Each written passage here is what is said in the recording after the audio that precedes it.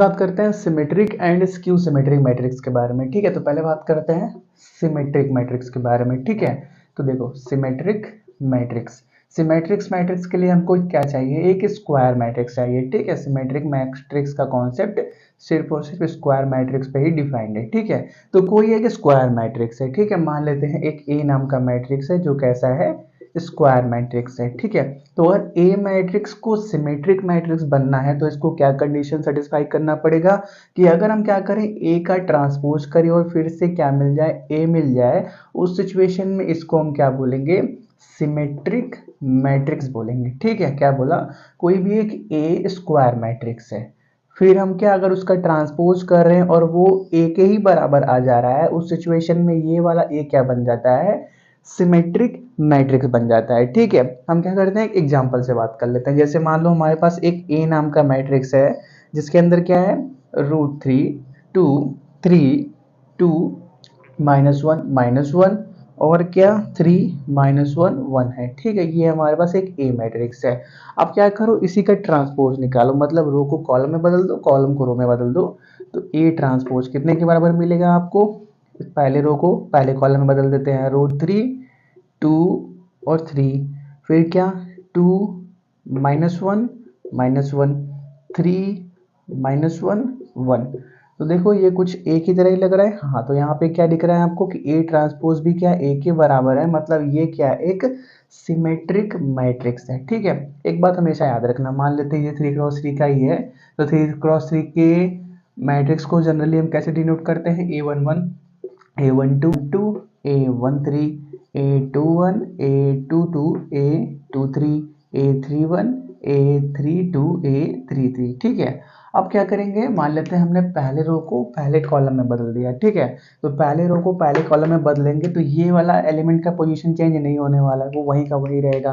किसका चेंज होगा, इसका चेंज होगा, इसका इसके साथ ये वाला एलिमेंट यहाँ चला जाएगा, मतलब क्या है, यहाँ पे A21 आ जाने वाला है और यहाँ पे A12 आ जाने वाला है, और ये वाला एलिमेंट यहाँ चला जाएगा, ये वाला यहाँ आ जाएगा, तो A31 की जगह पे क्या आ जाएगा, A13 आ जाएगा, और A13 की जगह A31 आ जाएगा। तो सिमेट्रिक के केस में हमेशा याद रखना कि ये दोनों एलिमेंट हमेशा सेम होंगे, ये दोनों एलिमेंट हमेशा सेम होंगे। तो इस एग्जाम्पल के अंदर देखते हैं, ये ए मैट्रिक्स है, इसका पोजीशन चेंज नहीं हुआ, ये हमेशा सेम होंगे, ये हमेशा सेम होंगे, ये हो गया।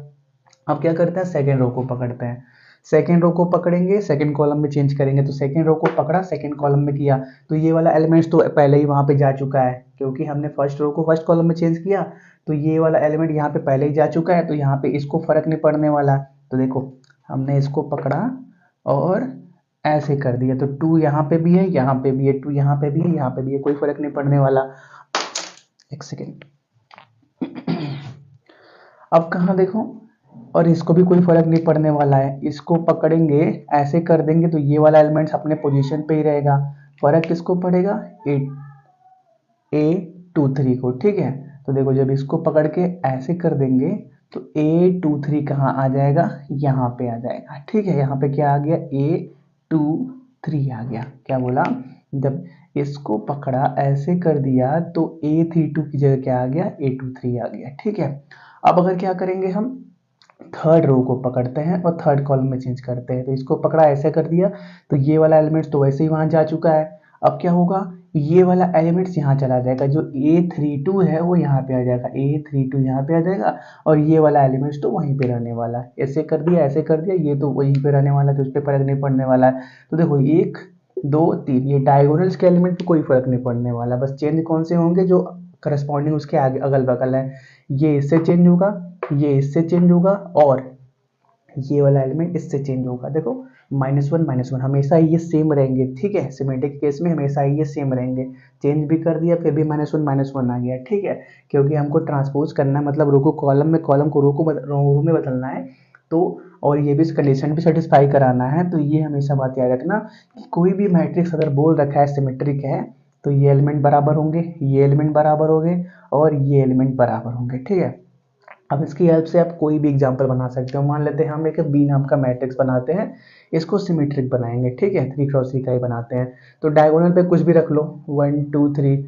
अब क्या करो, यहाँ पे जो एलिमेंट रखो वो इसके बराबर होना चाहिए, तो यहाँ पे 5 रख रहे हो तो यहाँ पे भी 5 ले लेना। अब यहाँ पे जो एलिमेंट है वो किसके बराबर होना चाहिए, इसके बराबर। यहाँ वाला एलिमेंट इसके बराबर मान लेते हैं, 7 लिया तो 7 लेना है। अब यहाँ पे जो एलिमेंट है वो इसके बराबर -2 लिया तो -2 लेंगे।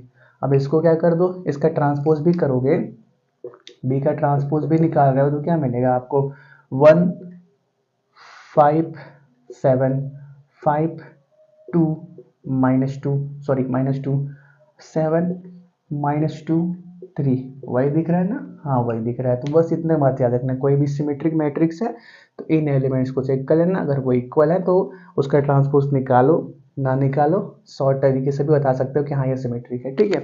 ये हो गया सिमेट्रिक के बारे में। बात करते हैं स्क्यू सिमेट्रिक के बारे में, ठीक है, इनको नोट करो, हो गया।